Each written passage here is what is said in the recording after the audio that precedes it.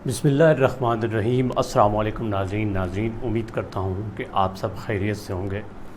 नाज़रीन, कुरान का मौजू क्या है? क्या कभी आपने सोचा या इसका जवाब तलाश करने की कोशिश की कि कुरान में दरअसल क्या बयान किया गया है?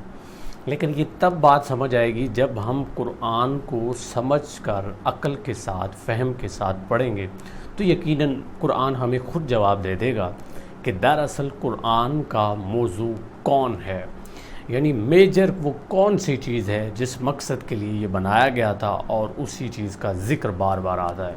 तो एक आयत है जिसका तर्जुमा मैं आपके सामने रखता हूँ और उससे वाज़े होगा कि कुरान का मौजू दरअसल क्या है। अल्लाह कहता है, लोगों, हमने तुम्हारी तरफ एक ऐसी किताब भेजी है जिसमें तुम्हारा ही ज़िक्र है, क्या तुम अक्ल से काम नहीं लेते? ये सूरह अंबिया के अंदर अल्लाह कह रहा है कि ए इंसान, ए लोगों, ये जो कुरान मैंने तुम्हारी तरफ भेजा है दरअसल इसका मौजू तुम ही हो, यानी कुरान का मौजू इंसान है। और कितनी खूबसूरत बात है कि आज का ये चलता फिरता इंसान, यानी मैं और आप, हम सबको कुरान का मौजू बनाया गया।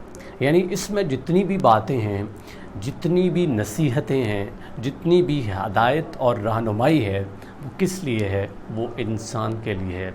इसमें छोटी सी छोटी चीज़ का ज़िक्र है, यानी इंसान की पैदाइश का ज़िक्र है, इंसान की मौत का ज़िक्र है, इंसान के जो दुनिया के मामलात हैं, मसलन इंसान शादी करता है, तलाक देता है, अपने बहन भाइयों के हुकूक अदा करता है या उसमें कोताही करता है। अगर कहीं इंसाफ की बात होनी है तो वो, अगर कहीं नाइंसाफ़ी किसी के साथ होती है तो उसकी जज़ा और सज़ा, और छोटी सी छोटी चीज़ें, मसलन अगर औरत को तलाक दे दी जाती है तो उसकी इद्दत कितनी होगी, अगर उसका शौहर फौत हो जाता है तो उसकी इद्दत कितनी होगी, अगर कोई बदकारी कर देती है औरत और मर्द तो उसकी सज़ा क्या होगी। और इसी तरह फूलों, फलों, मादनियात का जो ज़िक्र आता है वो भी अल्लाह इंसान के लिए करता है। क्यों करता है? ताकि वो रहनुमाई हासिल करे। और अल्लाह मिसालें दे देकर इंसान को समझाता है। इंसान की ये बड़ी खुशकिस्मती है कि अल्लाह ने अपने कलाम में इंसान का ज़िक्र किया, क्योंकि उसने इंसान को अशरफुल मखलूक बनाया। अल्लाह कुरान में कहता है कि मैंने जिन्नों और इंसानों को अपनी इबादत के लिए पैदा किया है। लेकिन इबादत के बानी और मफ़हूम भी हम नहीं जानते, क्योंकि हम इबादत को सिर्फ नमाज और रोज़े तक रखते हैं। बाकी जो अल्लाह के अहकामात हैं, यानी ज़िंदगी कैसी गुजारनी है, सीरत हमारी क्या हो, उससे हम बहुत दूर हैं। जिस तरह अल्लाह कहता है, सब मिलकर अल्लाह की रस्सी को मजबूती से पकड़ लो और तफर्रके में ना पड़ो।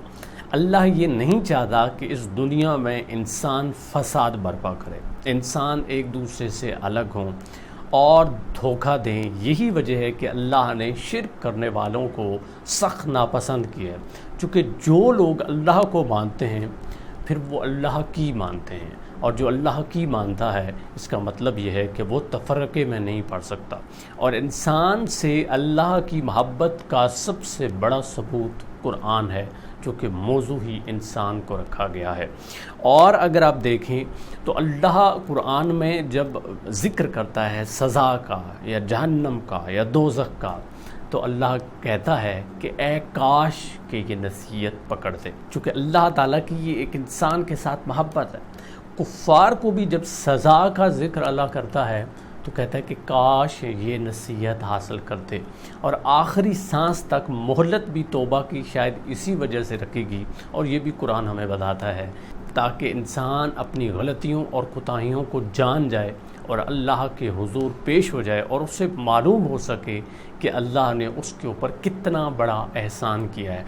और अल्लाह ये कहता है कि इंसान अक्सर अक्ल नहीं रखते, वो दुनिया की कश्मकश में खो जाते हैं, वो शैतान के बातों में आ जाते हैं, वो शैतान के कहने पर चलते हैं।